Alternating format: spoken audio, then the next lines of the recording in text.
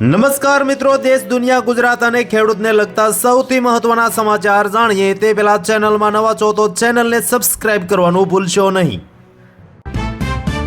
ભૂખ હડતાળ દરમિયાન સોનમ વાંગચુક હોસ્પિટલમાં દાખલ રાહુલ ગાંધીનો મોદી સરકાર પર આકરો પ્રહાર। સોનમ વાંગચુકને ધરણા પ્રદર્શન પરથી હટાવ્યા બાદ દિલ્હી પોલીસે તેમને સફદરજંગ હોસ્પિટલમાં એડમિટ કર્યા છે। આ કાર્યવાહીને લઈને સરકાર વિપક્ષના નિશાના પર આવી ગઈ છે। હવે કોંગ્રેસ નેતા અને લોકસભામાં વિપક્ષના નેતા રાહુલ ગાંધીએ એક્સ પર એક પોસ્ટ શેર કરી છે, જેમાં તેમણે પીએમ મોદી પર આકરા પ્રહારો કર્યા।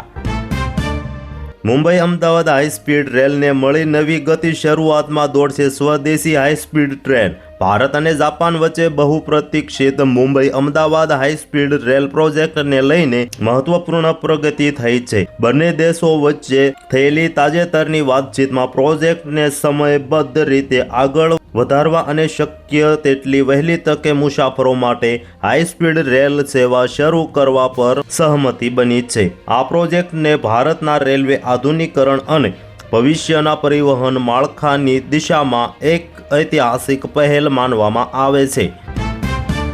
એરટેલ યુઝર્સને મોટો ઝટકો। કંપનીએ અચાનક બંધ કર્યો આ પોપ્યુલર પોસ્ટપેડ પ્લાન। હવે ગ્રાહકો પાસે કયા વિકલ્પો બચ્યા તે રહ્યો ઊભો સવાલ। એરટેલે 549 રૂપિયાનો પ્લાન બંધ કરતા જીઓનો રસ્તો સાફ થયો। જીઓ આપી રહ્યું છે સૌથી સસ્તો પ્લાન। ગ્રાહકો થઈ શકે છે શિફ્ટ। દેશની અગ્રણી ટેલિકોમ ઓપરેટર ભારતી એરટેલ દ્વારા તેના ગ્રાહકોને એક મોટો આંચકો આપવામાં આવ્યો છે। કંપનીએ પોતાના લોકપ્રિય પોસ્ટપેડ પોર્ટફોલિયોમાં મોટો ફેરફાર કરીને એક શાનદાર પ્લાનને સત્તાવાર રીતે બંધ કરી દીધો છે।